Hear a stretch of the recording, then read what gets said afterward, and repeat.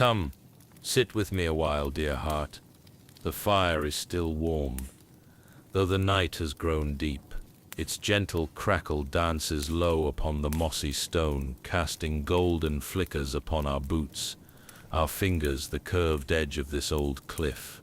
You've arrived at just the right time. The moon is full and kind tonight, a soft sentinel watching over us from her high cradle in the stars. I made room for you, just here. The grass is thick and springy, and the stones nearby have gathered the heat from the fire. You may rest your back against the sleeping dragon, if you like. She doesn't mind. In truth, I think your presence soothes her. Listen, do you hear that? The waterfall just beyond the lantern's reach.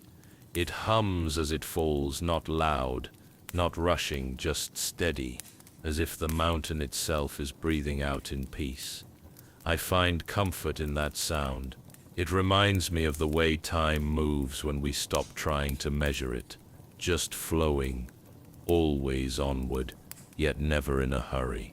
The wind is gentle tonight. It combs the tops of the tall trees behind us, brushing the leaves so they rustle like whispers shared between old friends. The lanterns I hung earlier still glow, soft little suns tucked beneath the branches. They don't burn bright, only enough to paint the bark with amber and make the moths dance lazy circles in the hush. And here beside me, here is safety. We need not speak of anything. Hurried, the world can keep its clamor and its clanging. Out there they may chase glory or coin, they may lift banners and break sleep for victory, but not here. No, not tonight. Tonight, there is only this moment, this patch of earth, this quiet breath, this fire between us and the dragon's warm sighs behind. She sleeps so deeply now. See how her wing curls in like a great blanket. When she exhales, little tufts of smoke spill from her nostrils, fading into the air like the last line of a lullaby. Her scales shimmer faintly in the firelight. Violet, indigo, a touch of silver near the base of her horn. Beautiful, isn't she? Sometimes I wonder if she dreams, and if she does, I hope they're dreams of flying, of sky mist and starlight and skies without end. Would that we all dream so gently. I've kept the fire low, just enough to warm your hands and glow softly on our faces. The wood burns with that sweet scent of pine and old meadow bark. I chose it for that very reason. A fire should comfort, not shout. Just like a friend, just like a night like this. Here, you are welcome, you are known. I know the road can be long and the days loud. I know how heavy the world can feel when silence is scarce. But here, beneath this moon and beside this dragon, you don't need to carry any of it. Let it all fall from your shoulders. Every sharp word, every hurried step, every name you've been called that never truly fit. Let it rest here by the fire, and leave it be. You've done enough. Tonight you need only be. You and I and the sky above and the good earth below. Nothing more is asked of you. Nothing more is needed. And when the stars turn slowly above us, as they always do, I'll still be here beside you. I'll keep watch. I'll speak if you like, or sit in silence. I've grown fond of both. But if you choose to stay a while longer, I have a story to tell. It's not a tale of battle nor a song of victory. No banners, no bravado. It's a quiet story, a small one. It begins not with a trumpet but with a lantern drifting on the water. But we'll get to that, for now. Breathe, feel the earth hold you. Let the fire warm your bones. Listen to the dragon dreaming, the water falling, the wind threading through the leaves like a gentle hand through hair. Let the hush find its way into you. Let it stay. You are safe here, my dear friend. You are home. Look about you, dear friend. Truly take it in. The world is holding its breath tonight, not in tension, but in stillness, in reverence, as though even the stars above wish not to disturb the peace we've found on this quiet cliffside. The sky, wide and infinite, has been sewn carefully with stars, tiny silvers pricked into midnight velvet, some clustered like lanterns hung for festival, others strung far apart like travelers who chose solitude. One or two drift lazily behind the lace of passing clouds, the kind that glow faintly when the moonlight brushes their backs. I often wonder if the stars notice each other, if they too feel the quiet kinship of simply being close, even across the vastness. The moon tonight is full and whole, not sharp with brilliance, but softened, round, calm, a friend rather than a witness. She casts her light in long strokes over the cliff's edge, bathing the grass in pale silver, making each blade shimmer as though brushed with frost. But it isn't cold. No, the night is kind. Cool, yes, but only enough to make the fire welcome. The cliffs here are old, older than even the oldest tales I know. They've weathered centuries of wind, rain, and root, yet they hold firm, cloaked in moss and windflowers. The breeze carries the faintest fragrance of salt from the sea below, mingling with the scent of pine bark and earth warmed gently by the fire's breath. And beneath your fingertips, if you reach out to touch the ground, can you feel how soft the moss has grown, cushioned and deep, as though the land itself wanted to give us a place to rest. Even the stones are smooth, shaped not by tools, but by time and water and patience. To our left, beyond the sleeping form of the dragon, there lies the great fall, the waterfall that slips down the cliff's side and into the dark sea beyond. It flows without hurry, silver under moonlight, and its sound is not a roar but a hymn, a long, low song that folds into the fabric of night, washing everything in its rhythm. Sometimes I listen to it with my eyes closed, and it feels like I'm floating, not above the ground, but deeper into it, as if the earth were cradling me. There's a tree there, just past the lantern, its roots curled like a cat resting on stone. Its leaves sway gently with the wind, casting sleepy shadows that flicker as the lantern light wavers. That lantern, by the way, do you see how it glows? Not like a torch, too wild, too fast, but soft, steady, golden, the sort of light you can read a letter by or fall asleep beside. The fireflies have taken to the air again. I think they rather enjoy the stillness, the company. They rise and fall slowly, like tiny stars dancing just above the grass. Some pause mid-air, as if to listen to our breath. Others drift toward the lantern, circling it like a quiet celebration. Crickets chirp, not in chorus but in soft, scattered notes, like a distant harp played by someone who has nothing to prove.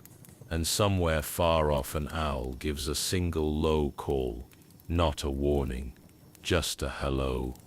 Moo. This place, dear heart, it is untouched by war or want. No merchant routes run through these cliffs. No banners fly here. It's not marked on any map I've seen. And perhaps that is for the best.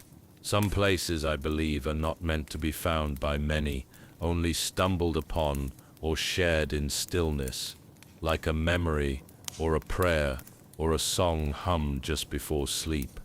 I've spent many nights here, and still, each time feels like the first. Each night the sky paints itself anew, and the air changes just enough to remind me that the world breathes, slowly, steadily, like our dragon friend here.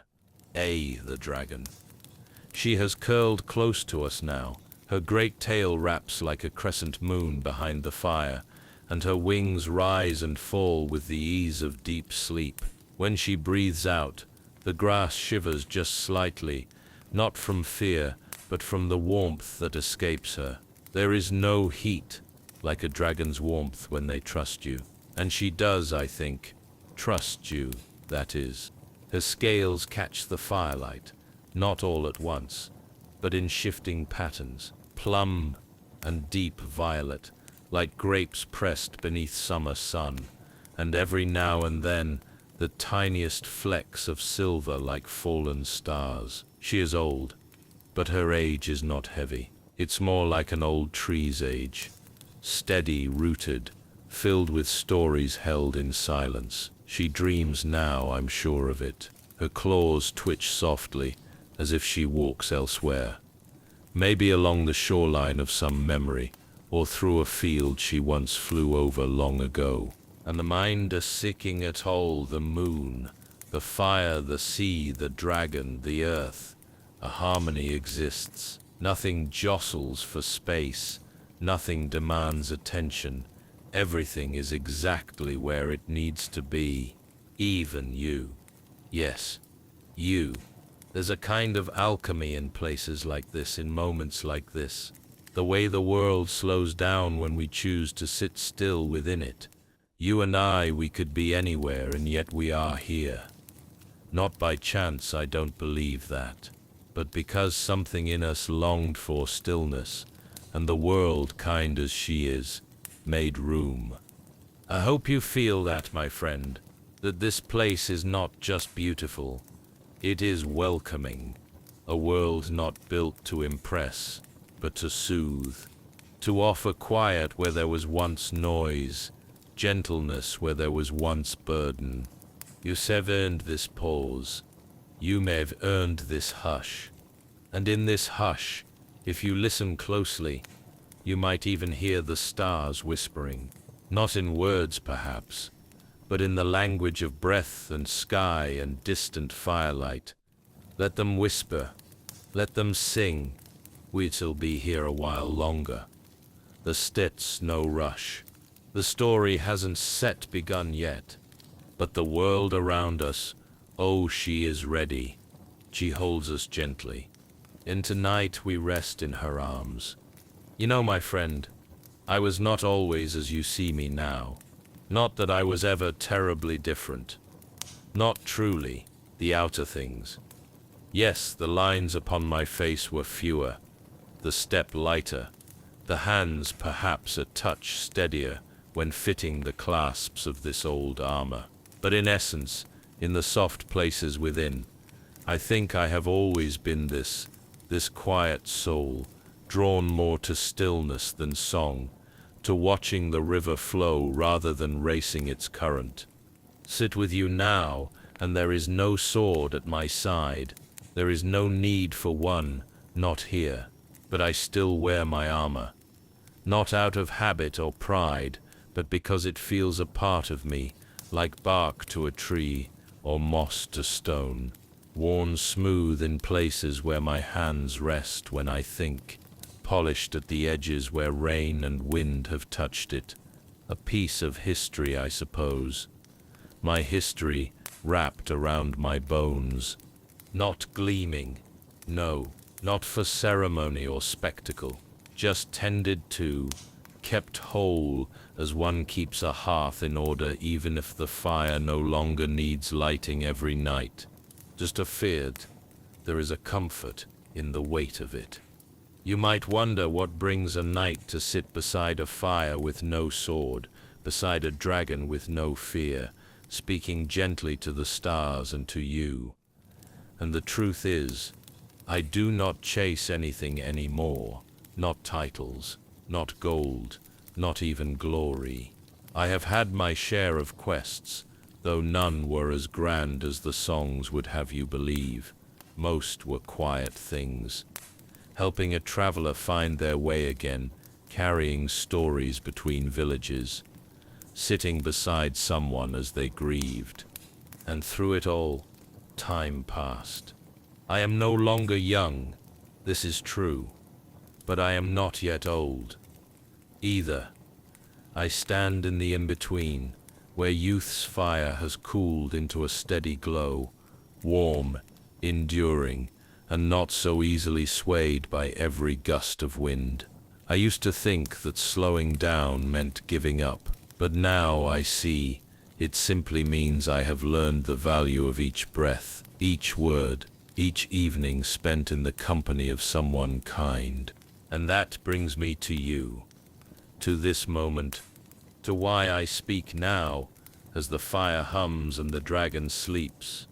She, the dragon, has been with me for many seasons, not bound, not commanded, but kept company, freely and willingly. We met long ago, not in the clash of flame and blade, but in silence. She was there when I was weary and walking, and I was there when she was alone and listening. Neither of us spoke much then. We simply shared space. That, I think, is the beginning of every great bond. Not words, not declarations, but presence. Now she rests easily beside me. Sometimes she leans her weight against my back like a hill made of breath and warmth. Sometimes I hum to her without realizing, and she lets out a soft rumble in return.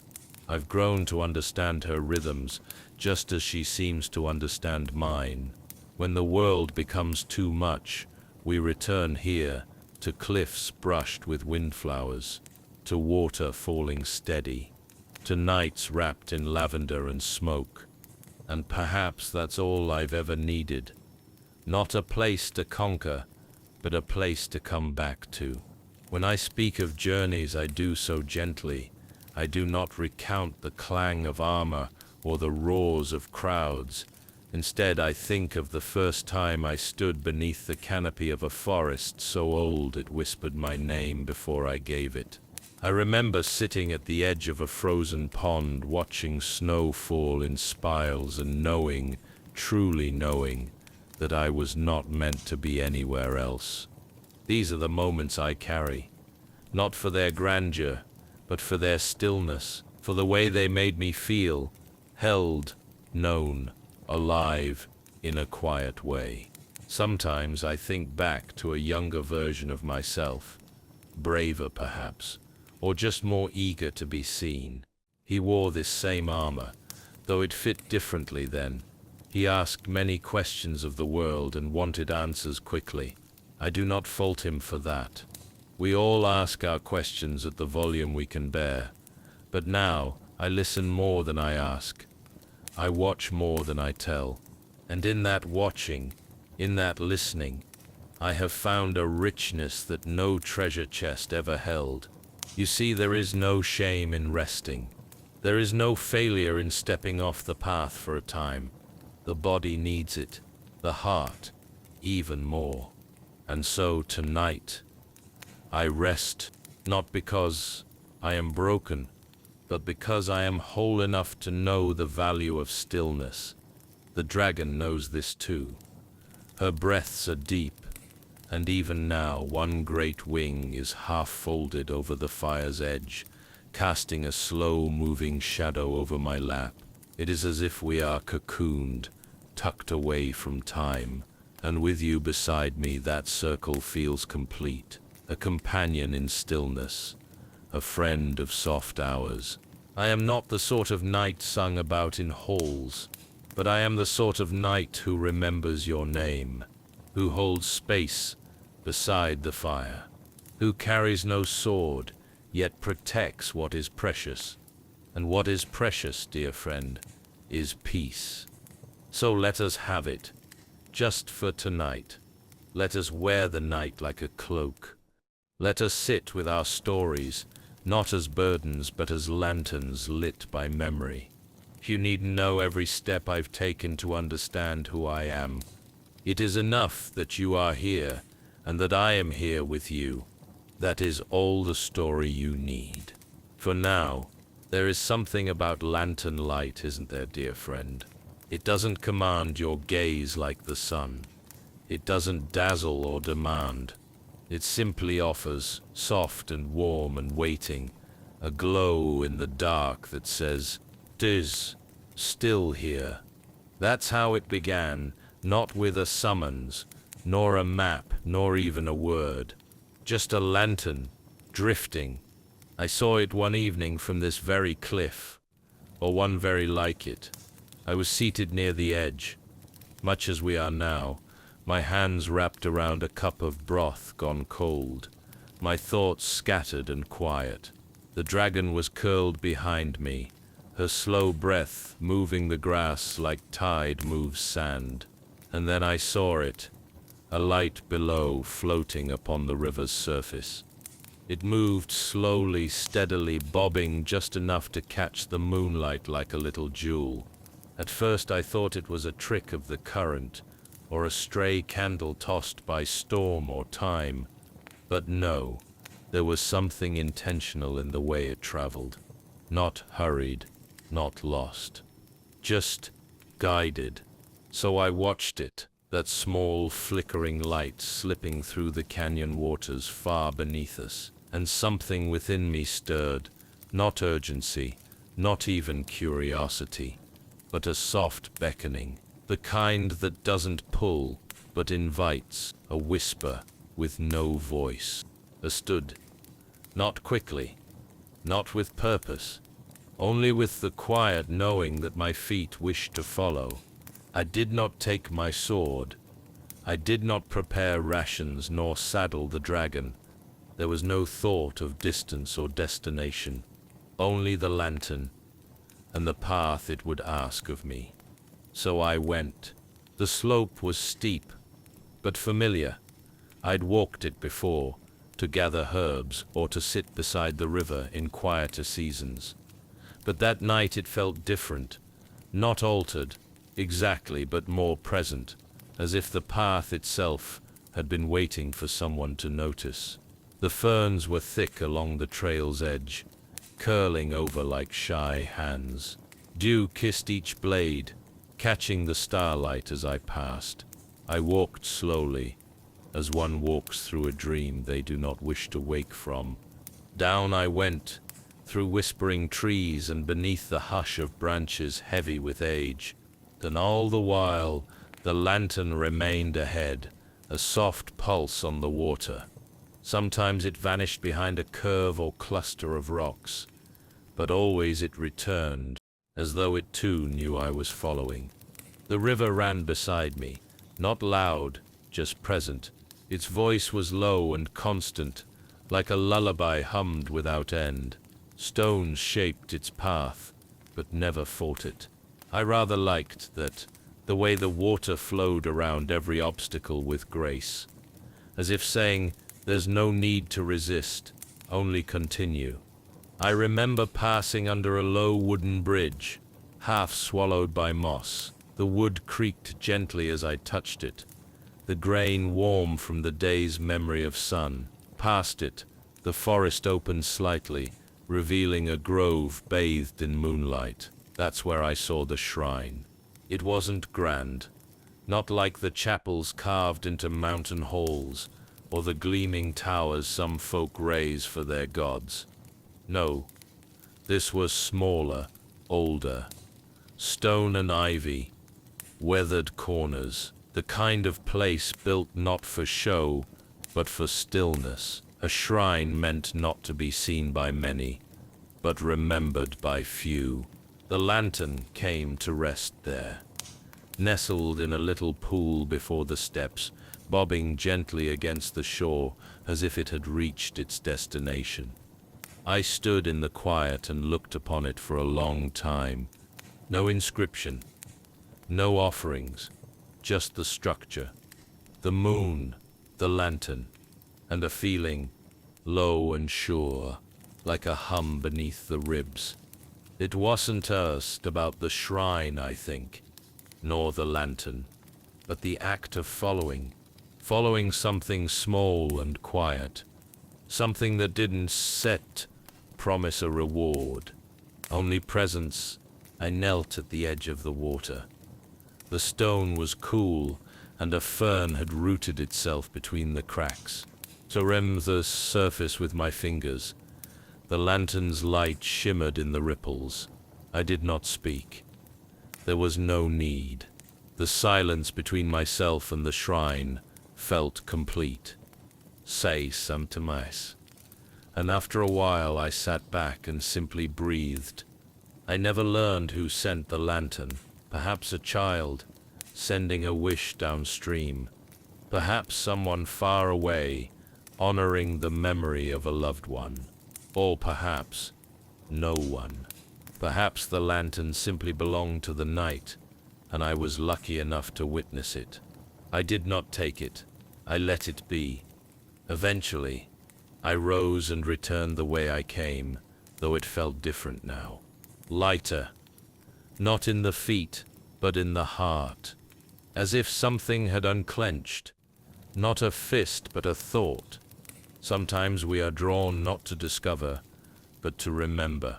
Not to change the world, but to be changed by its quiet places. That night became one of those small truths I keep with me. A reminder that not all quests need a beginning or an end. Some are simply a walk in the moonlight, with a light to follow and a heart open enough to follow it. And now, sitting here with you, I think of that lantern often. Not because it held great meaning, but because it asked nothing of me. And still, it led me somewhere beautiful. There is great gentleness in that, don't you think? We spend so much of our lives being pulled, pushed, shaped, but now and then, something small invites us, and all we must do is say yes. So if ever you see a light on the river, even the smallest flicker on a still night, follow it if your heart feels called, not to seek, not to solve, but to listen. You may find a shrine, you may find a memory, or you may simply find yourself breathing a little easier, and that, dear one, is quest enough.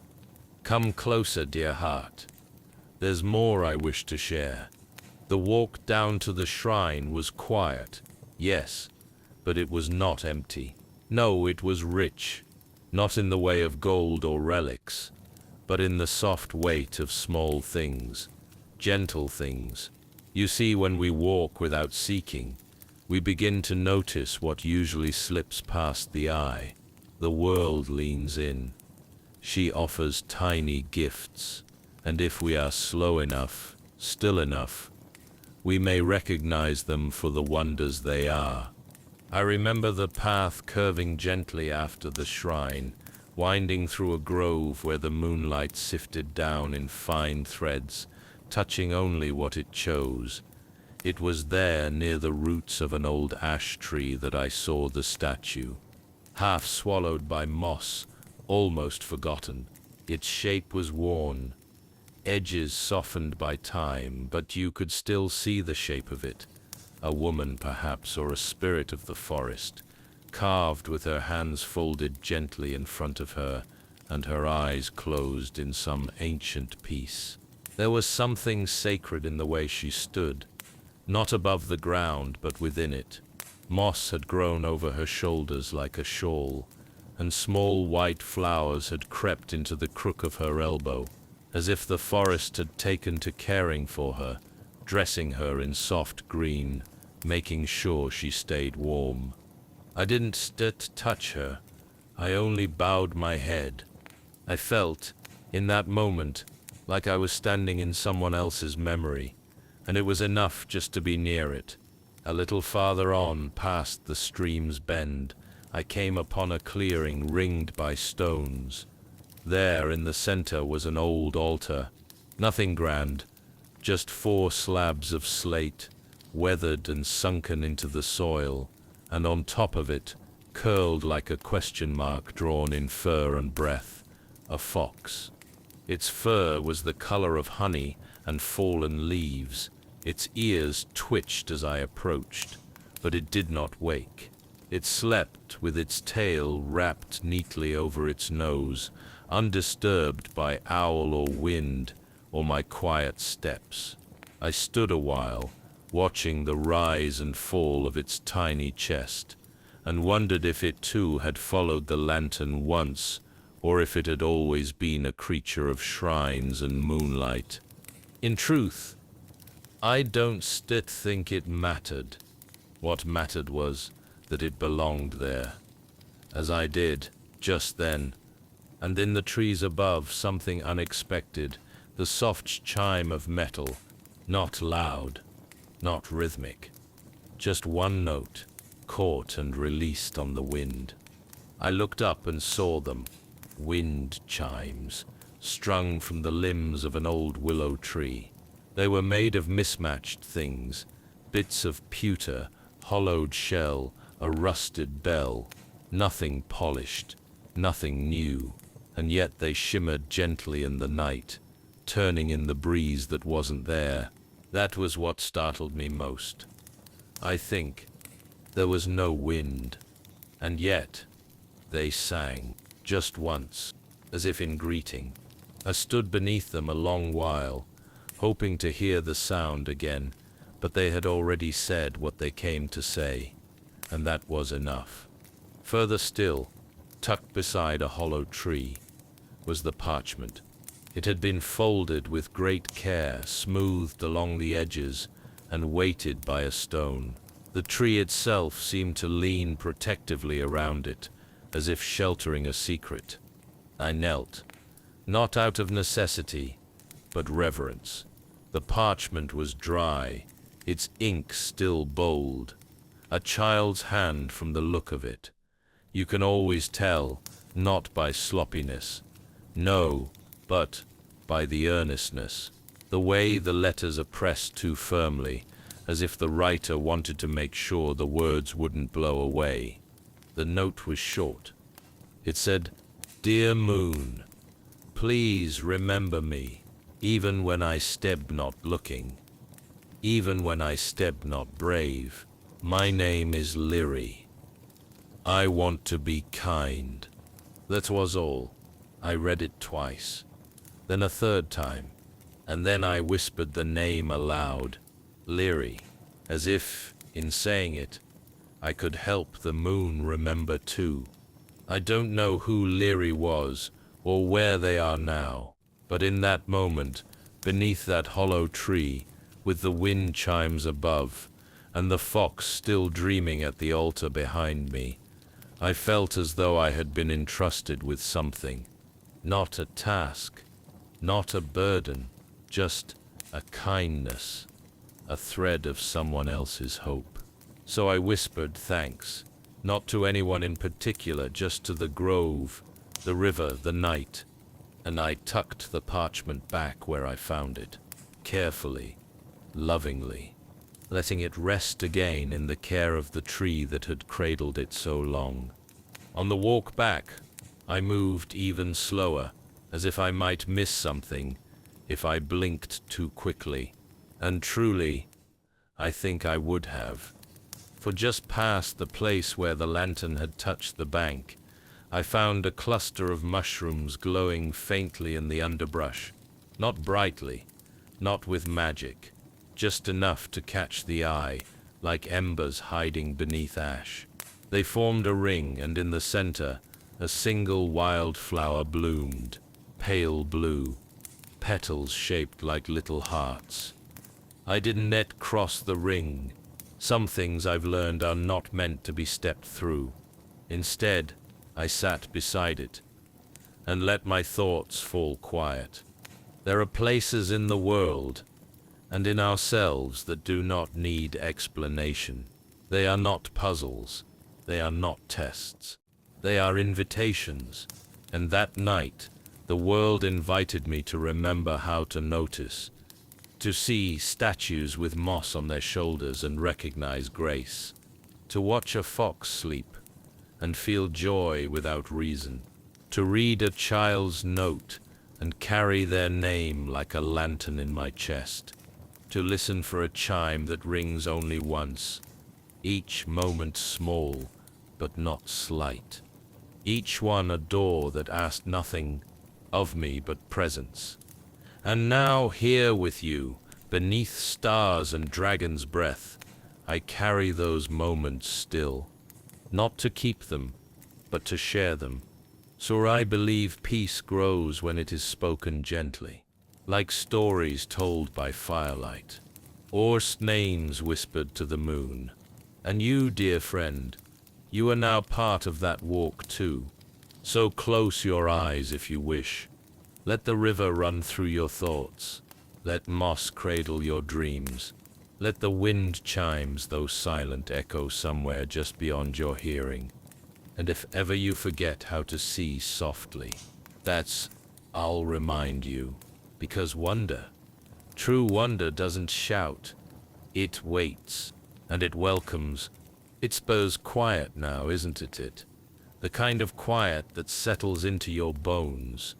Not the hush of absence, but the fullness of stillness. A kind of presence that doesn't need to speak. I find that some of the richest moments in life arrive like this, not with trumpets, not with ceremony, but with a breath, and then another, and then a long pause shared between hearts. You've been here with me a while now, dear one, and I've been here with you.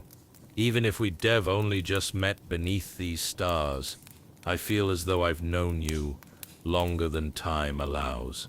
Some souls, I think, find each other not in days or distance, but in feeling, in the way silence between them doesn't grow awkward, only sacred. And that is what this is, this moment, this fire, this shared breath between stories. Sacred. There's a something I wish to share with you now. Not a tale, not a lesson, just a thought I've carried with me for many years. It was about being remembered, not in the way of bards and songs. I've never longed for verses carved in alehouse walls. I mean, truly remembered. Quietly, softly, by someone who once knew the shape of your voice, who held space for your presence, even after you were gone from their sight. You see, there's a difference between being seen and being known, and being remembered. That's its own kind of knowing, isn't it? Sometimes, late at night, I think of those I've shared fires with, travelers, children, elders, strangers I once helped across a flooded trail, many whose names I've forgotten, but whose laughter I still recall. A snort between bites of soup. A story told with hands too big for the tale. A moment when our eyes met and something unspoken passed between us. Trust, perhaps, or kinship, or the fragile golden thread of hope. I wonder if any of them remember me.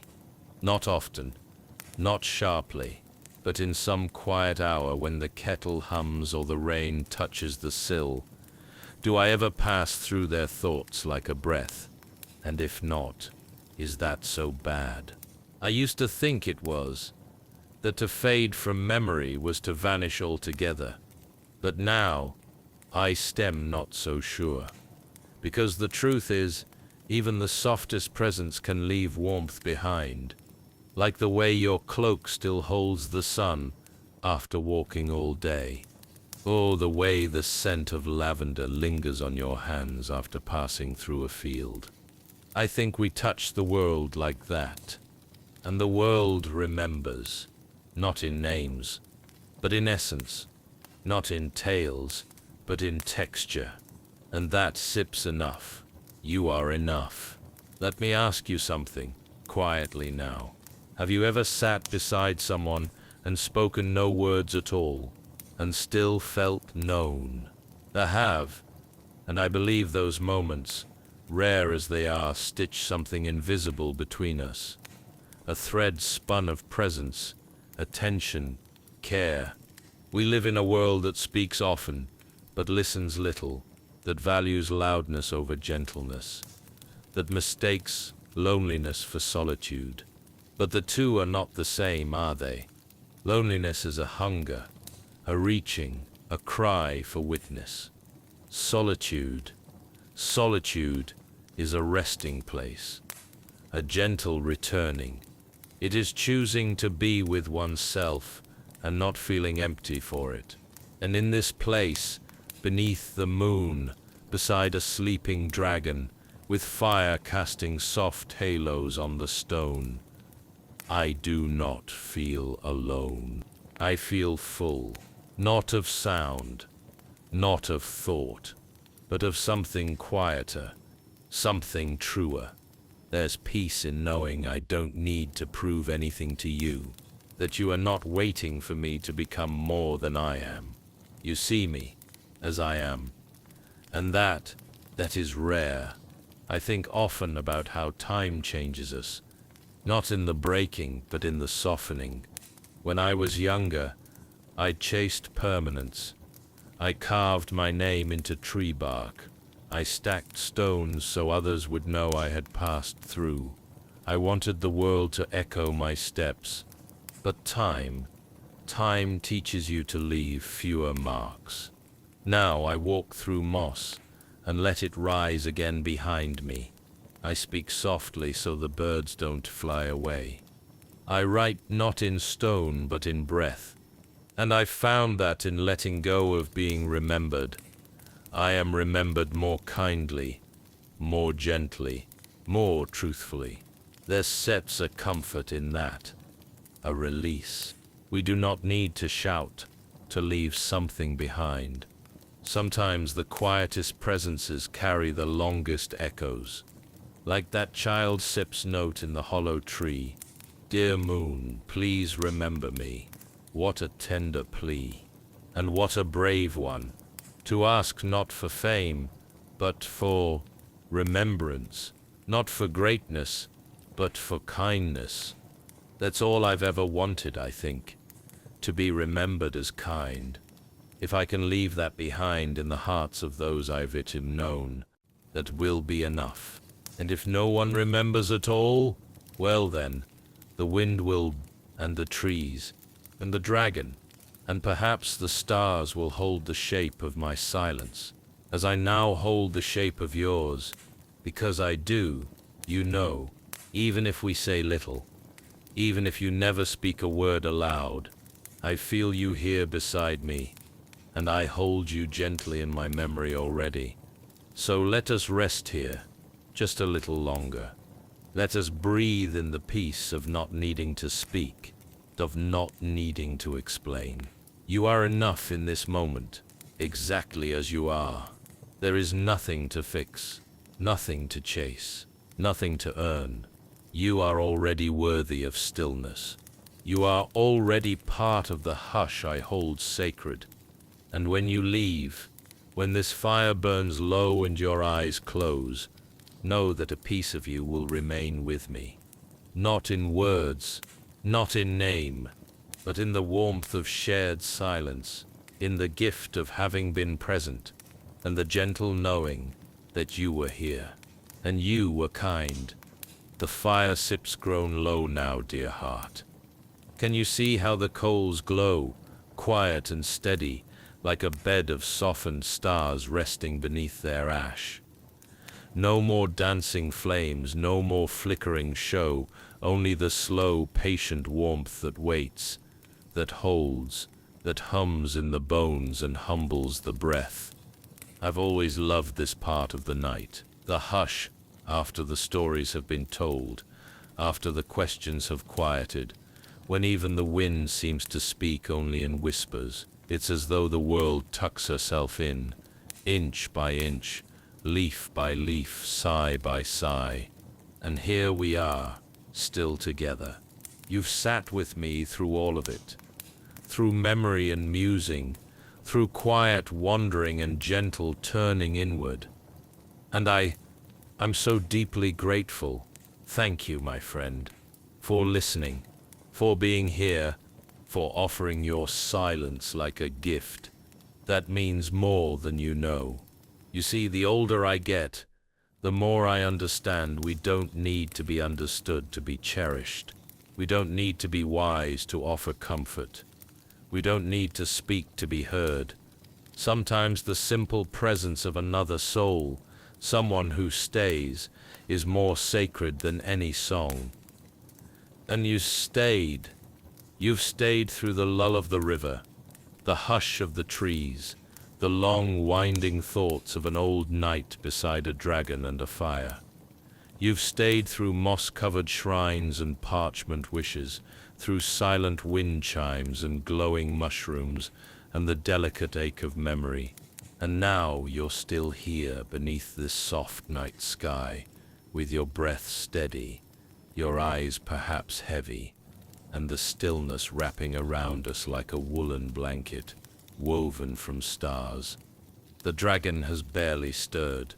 Her breath comes slow, like the rhythm of waves against a gentle shore. I've laid my hand upon her side, just here, above the rise of her ribs, and I can feel the deep comfort in her dreaming. She's always been a mirror of peace to me. When she rests, the world feels safe. Not from danger, no, there is no danger here, but safe from the weight of needing to be more than we are. She accepts the night as it is, and so do I, and so may you. You have done enough for one day, more than enough. All that was required of you tonight was to be present, and you've done that beautifully. You had listened with your whole being. You breathed with me in the stillness. And now it's time to soften even further. Let your hands rest, loose and open. Let your jaw unfasten, no words left to shape. Let your thoughts fall like leaves, slow and spiraling, to the forest floor of your mind. There is nothing else to do, nothing else to hold, only this breath, this moment, this quiet. The waterfall continues its song in the background, the steady and soft, like an old lullaby remembered only in pieces. Just the sound of water meeting water, stone greeting stream, as it always has, to dulls onto his will. The moss beneath us holds the memory of your weight now, a tender impression, warm and real. Even when you rise and return to the waking world, this earth will remember that you were here, that you rested, that you were still. And when the moon leans lower, when the fire breathes its last, and the stars begin to dim, even then this moment will linger, like warmth left in a teacup, like a candle's breath on the air. There sits no need to rush towards sleep. Let it come as it wishes, gently, slowly on quiet feet. It will find you soon, I promise. It always does. The sleep is a loyal friend. It arrives not when summoned, but when welcomed. And tonight, I believe it sits already at the edge of your heart, ready to draw the curtain between thought and dream. I will stay here a while longer. Watch the last of the fire slip into ember. Listen to the dragon murmur her long exhale. Feel the sky shift overhead. Turn and be here when you go, and I still be here still when you return. Even if it's sumps, only in memory. Even if it's just the echo of this night you carry in your chest. For now, let yourself drift. Let the soft winds carry you, as they once carried the lantern down the river, without urgency, without direction, only trust. Let the hush settle over you like snowfall. Let the stories you have heard this night turn into something quieter than words, a feeling, a knowing, a warmth. You are safe, you are seen, you are so very cherished. And now, dear friend, may you find rest, not as escape, but as arrival, not as forgetting, but as remembering who you are when all else falls away. Lay your head against the soft curve of time. Close your eyes as if drawing shut. The gates of a garden you'll walk again in dreams. And when sleep finds you, as it surely will, let it carry you gently. Let it hold you like the moss holds the roots, like the night holds the stars, like I have held you here in story and stillness. So in moss, stay right here a while longer, with the dragon, with the earth, with the silence we made together. And when you wake, perhaps you will remember this warmth. Or perhaps you'll remember only that you felt safe. Either way, I'll be grateful. So rest now, all is well. And you are home. The candle spids nearly out now, dear one. It flickers just once more, a small dance of golden light on the inside of the lantern glass, before it settles into a steady, fading glow. No more fire to tend, no more words to shape, only this quiet, this shared stillness between you and I. The dragon shifts gently in her sleep, her wing rustling the moss with a sound like silk brushing stone. She is at peace, and I am too. We've wandered together through thought and memory, through hush and hope, and now at last we've come to rest. The night has wrapped its arms around us fully. There is nothing left to hold but breath. And even that softens. Yous were done beautifully, my friend. Truly. You've stayed through the stillness, through the turning inward, through the warm places and the shadowed ones. You've listened, not just with your ears, but with your presence, and that is the kind of listening the world remembers. You've given this moment weight, simply by being in it. Now the stars blink slowly overhead, as if growing drowsy with us. The moon leans lower, a silver guardian in the sky. She'll watch over you as you sleep. I'll make sure of it. I'll be quiet now. Not gone, just quieter. Like the final line of a lullaby. Like the last pebble settling in a stream bed. Like the hush that falls after you've said, "I'm safe," and meant it. You don't need to carry anything into your dreams. Not the day, not the doubts. Let the earth take them for now. She's steady. She knows how to hold things without hurrying them.